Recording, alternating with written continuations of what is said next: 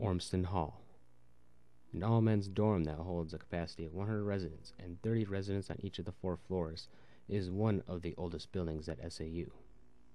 Ormston Hall consists of a laundry facility, a lounge, and a kitchen. Each floor on Ormston has its own bathroom with partitioned showers. Ormston Hall has been the host of Porch Fest, the end-of-the-year all-campus skit night, since its creation. Ormston is a community where emphasis is put on keeping each other accountable and helping each other grow in faith. Built in 1947, Ormston Hall was named after Mark D. Ormston, a bishop of the Free Methodist Church in Spring Arbor. Mark was born from St. John's, Michigan, where he was converted at age 15. He became bishop of the Spring Arbor Free Methodist Church in 1936. From there, Mark eventually was given a seat by the Board of Trustees and later served as president for the university in 1931. One person who knows more about the most recent history of Ormston is Robbie Bolton, the resident director of Ormston. Hi, my name is Robbie Bolton, and I'm the resident director here in Ormston Hall. It's 2007. This is the beginning of my 6th year as resident director of Ormston Hall. I came from Bethel College in Kansas, where I was a resident director for 3 years. Prior to that, I had a couple years earlier graduated from Spring Arbor University in 1998, where I lived in Ormston Hall for 4 years. A wonderful 4 years. I've really appreciated the Ormston Choir, something that's happened every year that I've been in here, and as far back as I know, Christmas Chapel every year, all the Ormston men, regardless of talent level, get up in chapel and sing a Christmas carol. Most recently, I've been in Good King Wenceslas, and that always takes on different shapes. Last year we had a dramatic reading and kind of some dark imagery, and the year before I think we had a band where we had like a rock band, and we did like a really hardcore verse. A couple years before that, we had everybody in the building that owned a guitar brought it, and we had about 50 guitars just accompanying all the guys singing in the Ormston Choir. And I should use the word sing loosely. I mean, it's not really singing, it's more screaming and shouting and carrying on. But yeah, it's a great tradition.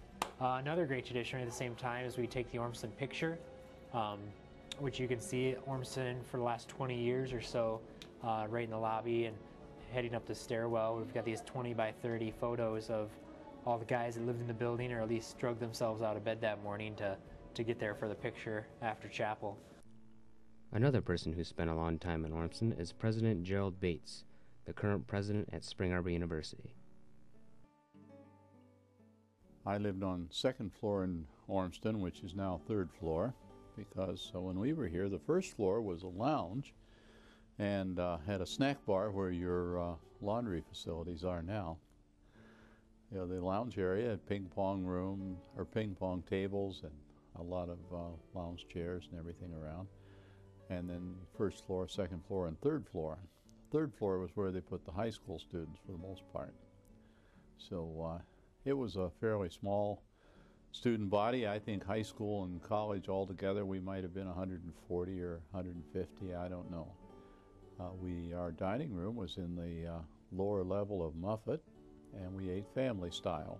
We sat at tables with a head and a foot, learned how to pass stuff, and bus the tables ourselves, and all of that kind of thing. So that was the way we lived.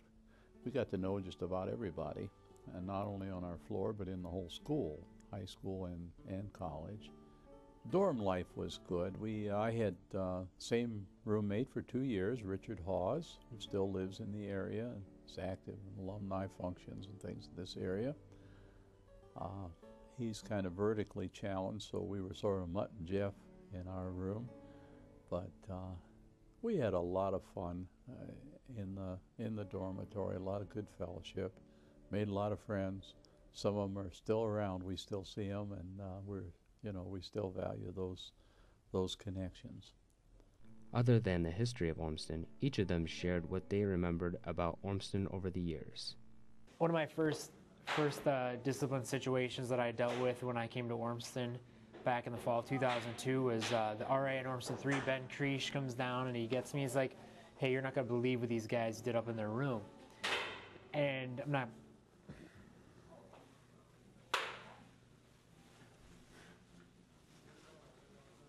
He comes, gets me, and says, "You're not going to believe what these guys have done up there in the room." So I come up there, I'm like checking it out, and they had taken out their light fixture, their fluorescent light fixture, and they installed a ceiling fan in their room because they wanted a ceiling fan. So without turning off the power, these guys risked electrocution just to install a ceiling fan in their room.